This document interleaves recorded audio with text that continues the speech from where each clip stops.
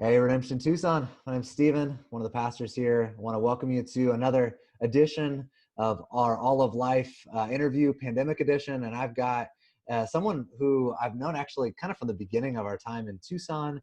And she's the most creative, probably best artist in our church. And you might not know it, or maybe you don't immediately think of her as an artist, but I got Dee Buizer on this call. Has the best Thai food in town. You need to go if you haven't been to Sine. I don't want to get too far ahead of myself here, but really what this interview is trying to do is interview some folks to help us love and follow Jesus in this unique season we're in.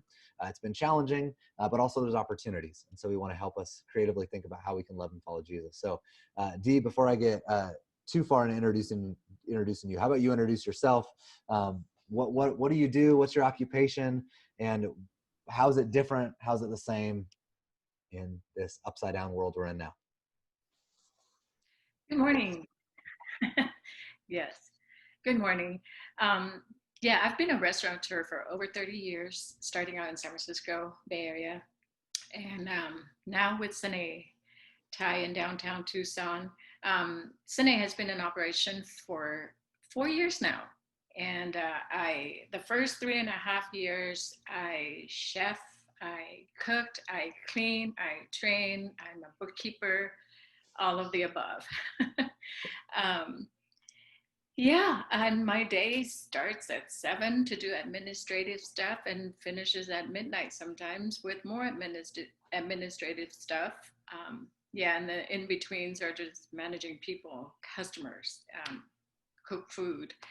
Um, but that wasn't my original intent. I was intending to just train up cooks and staff for the first year, a year and a half maybe, and then I can relax after that. um, it was a struggle. It was a struggle with the staff. Um, and through that struggle, I made it through to this day, and I can contribute all that to the fact that I have Jesus. I prayed every day, every minute of the day. As I go through my day, it was a challenge dealing with different aspect of the business. And to keep me sane, I always look to Jesus, just pray. Yeah. Dee, could you're leading us into this next point. And I will say Sine is amazing. If you haven't been, you got to go. Thank It's you. really good. And I'll say that one of the saddest moments for us in Tucson was when the Bizers left our Redemption community and therefore left their amazing food from our Redemption community. Our community, our RC has never been the same. But some of the things you're hitting on, Dee, is how has this season been uniquely challenging for you? I know when we were talking, this winter was uniquely difficult and it's kind of led you into this season. Could you process with us a little bit how you're kind of getting a vantage point into some of the brokenness of the world and how this season's been challenging for you? Yes, so it's been challenging. The brokenness of the world, I see it through my staff. Um, and that has been a huge challenge for me, how to deal with the staff, how to find the right people. And it got to the point where last December, I just was out of my wits' ends. Didn't want to do it anymore, wanted to just shut down the operation. And then I was talking to Kara and asked her if she could help organize a prayer group for me to pray over Sine, to pray over my staff and me, because I had no clue why is it so difficult, why is it to retain good staff. Um, and then COVID came.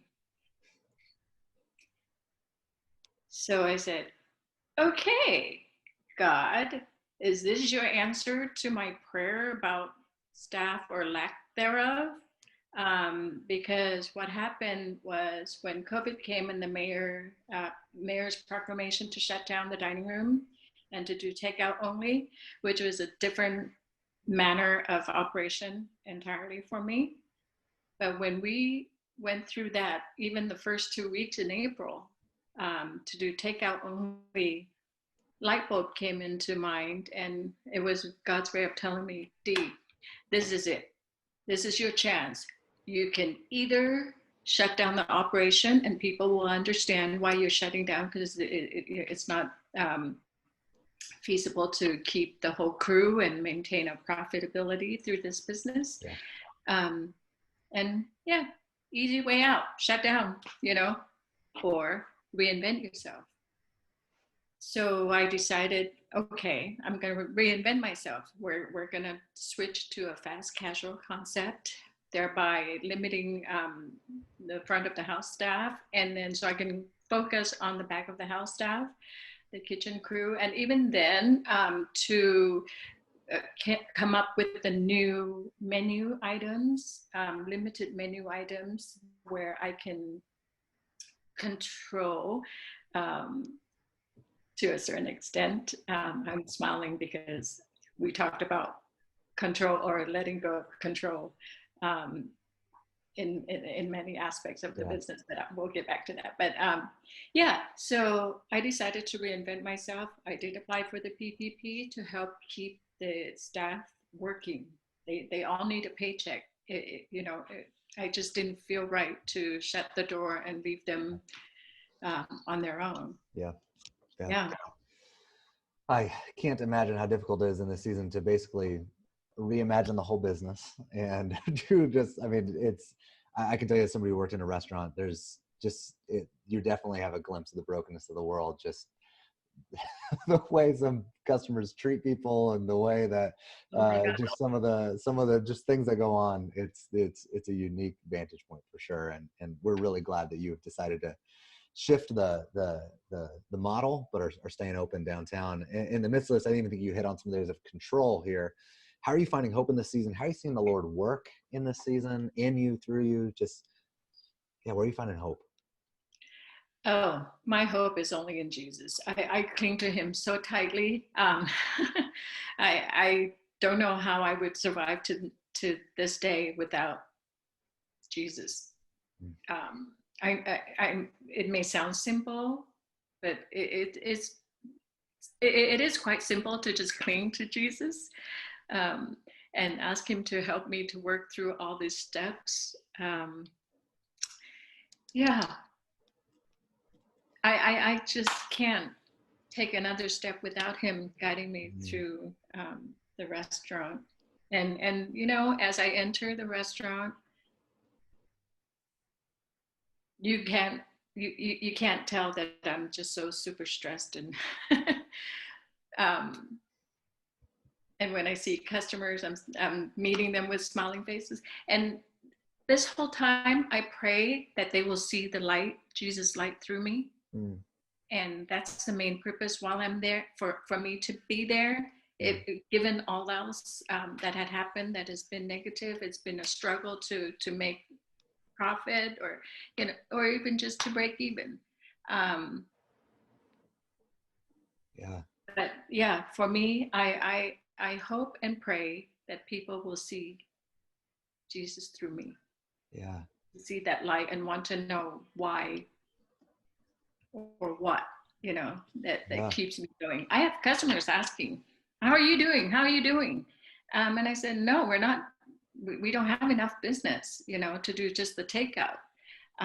We did close our dining room for a while because I was afraid for my staff's health and for my health, with the COVID spread.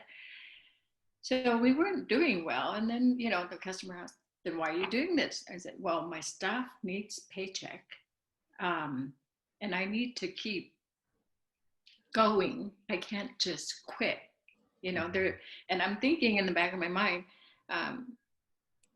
God has a purpose for me. Whatever that is, I'm still looking. But there's purpose for me in this. It's really good. I think what a beautiful picture even of the love of Jesus, that even at cost to himself is serving and blessing others. And something you said, it's simple, like this following Jesus, it's simple, but it's not simplistic. That call of Jesus, abide in me. He said, I'm clinging to Jesus. Like, that's all the command. It's like, love me, cling to me, and love others. And maybe you can just give us like a closing word of encouragement. If you want to, I'd love to have you process with us some of the things you feel like Jesus is teaching about control, because maybe you can just minister to me in that. Because I feel like, as somebody who struggles with control, this season Jesus taught me a lot. And so, what encouragement maybe would you give to those who are tired, worn out, watching this? Yeah. For those who are weary, I would recommend to look for evidence of God's presence in your life, and look back on what He has already done. And, and God's timeline is very different from ours. So pray to Him for patience and for guidance. And when you focus on God, or when I focus on God, I saw the blessings that He blessed me with in my life, and made me wanted to cling on Him even more, on His strength. Um, and actually His strength helped me to carry on, to Mm. to not be afraid, um, knowing that He has my back and Mm. He has yours, Mm. you know. So don't forget that, and just walk faithfully with Him, and because our God is faithful.